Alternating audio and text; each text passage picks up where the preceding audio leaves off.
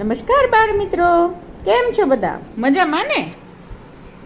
આજે આપણે ફરી એક પંચતંત્રની વાર્તા કરીશું. વાર્તાનું નામ છે સિંહ અને કઠિયારાની કન્યા. કઠિયારો એટલે શું આંટી? પૂછો. કઠિયારો એટલે જે જંગલમાંથી લાકડા કાપીને લઈ આવે અને ભારા બનાવીને લોકોને બળતણ માટે વેચે. સમજાઈ ગયું? આ બળતણ એટલે શું? અરે ભૈલાઓ, અરે મારી ભૂલકીઓ, પહેલાં કયા આવા ગેસ નહોતા કે નહોતા આવા ઇન્ડક્શન. લોકો રસોઈ બનાવવા માટે તાપણું જ કરતા, એમાં છાણા ને સૂકા લાકડા, આ જ બળતણ તરીકે, એટલે કે એનીથી જ આગ લાગતી, એને કહેવાય બળતણ. સમજાઈ ગયું હવે? તો વાર્તા ચાલુ કરીએ? ઓકે ચલો. તો વાર્તાનું નામ શું હતું? સિંહ અને કઠિયારાની કન્યા. એક સિંહ ગામના સીમાડેથી નીકળ્યો. સીમાડો એટલે શું આંટી? અરે ભાઈ, ગામનો છેડો, જ્યાં ગામ પૂરું થાય ને જંગલ ચાલુ થાય. હવે આગળ જવા દઉં? હા આંટી, જવા દો. એક સિંહ ગામના સીમાડેથી નીકળ્યો. ત્યાં દૂર પથ્થરોના આસન ઉપર બેઠેલી એક ફૂટડી કન્યા દેખાય અને સિંહને એ ગમી ગઈ. સિંહ કન્યા પાસે આવ્યો અને કન્યાને કહે, મારે તને પરણવું છે. કન્યા સિંહને કહે, મારા પિતા પાસે આવ, હું તેને ગમી છું એ ખરું, પણ મારા પિતાની સંમતિ લેવી જોશે. સિંહ કન્યાના પિતાને મળ્યો. એ કઠિયારો હતો. સિંહે એને કહ્યું, મારે તમારી કન્યાને પરણવું છે. કઠિયારો હોશિયાર હતો. તેણે કહ્યું, જરૂર પરણાવું, પણ તારા પગના નહોર અને મોઢાના દાંત તો જો, મારી દીકરી ડરી જાય. તું એ કપાવી કાઢે તો ખુશીથી તને પરણાવું. સિંહે નહોર અને દાંત કાપવાની શરત સ્વીકારી. કઠિયારો સિંહની આ બે વસ્તુ કાપવા હથિયાર લેવા ગયો.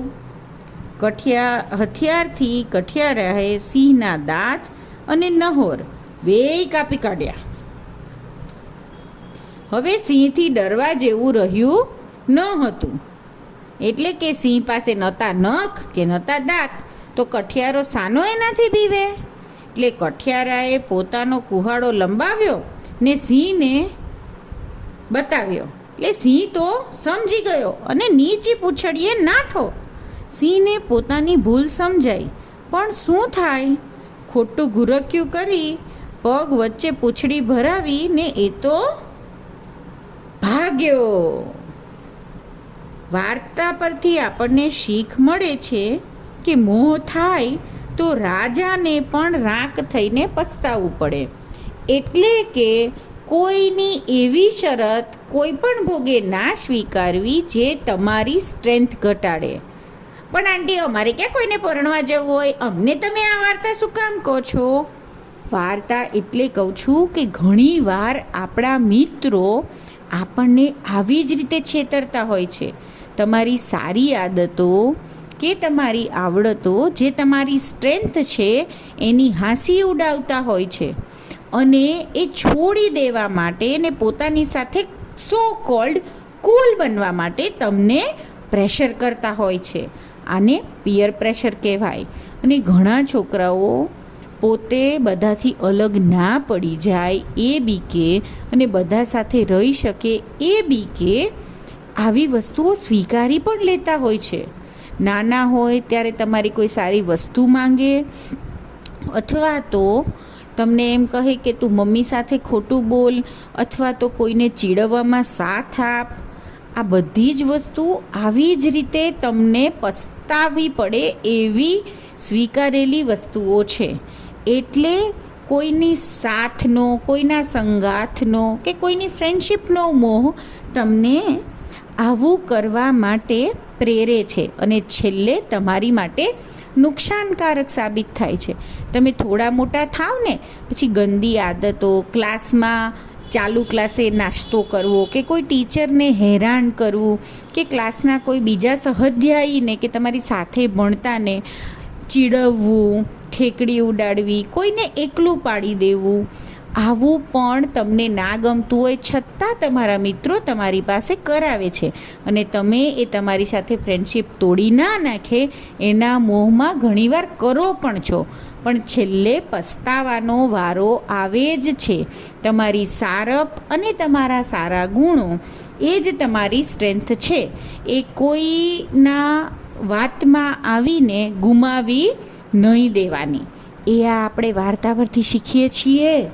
ઘણીવાર થોડા મોટા છોકરાઓ કુલ બનવાની લાઈમાં ન કરવા જેવા અખતરા કરે છે. ક્યારેક તમને એમ કે જો તારામાં ડેર હોય તો આ ચોરી કરીને બતાવ, અથવા જો તારામાં ડેર હોય તો આ કોપી કરીને બતાવ. તો આ બધું પણ મિત્રતાના કે સાથના મોહમાં થાય છે અને અંતે આપણી માટે નુકસાનકારક હોય છે. એટલે આ વાર્તા પરથી આપણે એવું શીખીએ છીએ કે મોહ થાય તો રાજાને પણ રાખ થઈને પસ્તાવવું પડે. એટલે કે રાજા જેની પાસે બધું જ છે એને પણ ગરીબ એટલે કે રાખ થઈને પસ્તાવવું પડે. તમારી સ્ટ્રેન્થ તમે ગુમાવો તો છેલ્લે તમે રાખ જ કહેવાઓ ને, ગરીબ જ થઈ જાઓ ને. તમારી સારી પર્સનાલિટી તમે ગુમાવો અથવા તમારા સદ્ગુણો ગુમાવો તો તમે ચારિત્રથી રાખ થાઓ. સમજાઈ ગયું ને? તો કોઈના પણ વાતમાં આવીને આપણી સ્ટ્રેન્થ ગુમાવવાની નહીં. ઓકે બચ્ચો, ગુડ નાઇટ.